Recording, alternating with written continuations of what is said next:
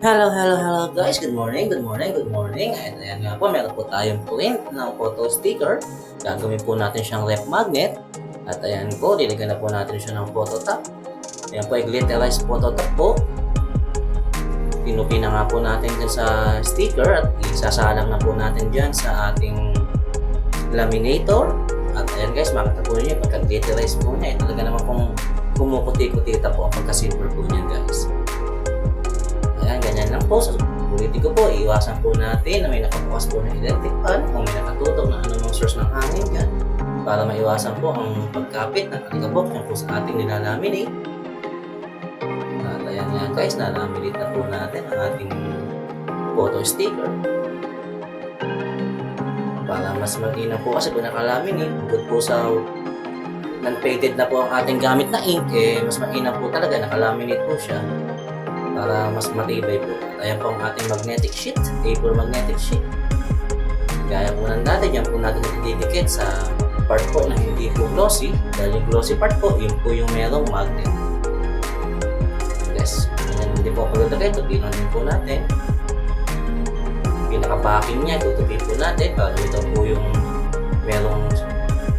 merong side na may sticker. At yun po ang ating didikit dyan. Ayan, gagamit po tayo ng squeegee. Ayan. Mabilisan lang yan guys. So, kailangan pantay na pantay at wala pong lobo. Pag po nagka-lobo po yan, right check na po tayo dyan guys. Hindi naman na po natin pwede bunutin yan at makukunit na po yan. Ayan guys, ang pagkakat nga po natin dito ay mano-mano. Kaya ang ating left magnet sheet po ay medyo malaki po kaysa po sa pangkaraniwan na nabibili. Kasi po yung iba po gumagamit po sila ng die cutter. Tayo po, hindi po tayo gumamit ng die cutter. Mano-mano po natin ginugupit yan para mas malaki po siya sa ATM size. At po kasi gumagamit po tayo ng machine na minimize po yung space na pwede po natin pagprintan. Kapag po ganyang mano-mano, pwede po natin siya isagad-sagad. Yan guys, cutter lang po.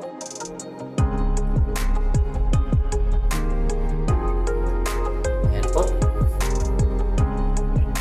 Mano-mano lang po natin yung ikakat. Siyempre po yan po, mano-mano lang din po ang packaging po natin dyan.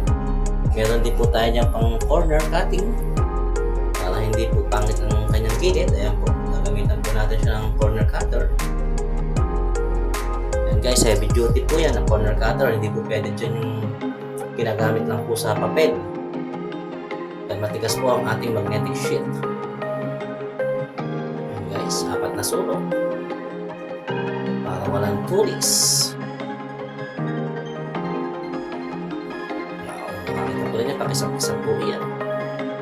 Ayan ang ating finished product. Meron din po yung label at plastic packaging na po siya. Ayan guys, maraming salamat po sa panonood. Maraming salamat po muli. Like and share na lang po ng ating video. Thank you guys. And guys, meron din po tayong hang tags. Ginamitan po natin yan ng gold ribbon. Nakafit din po yan sa pigment. Maraming salamat guys.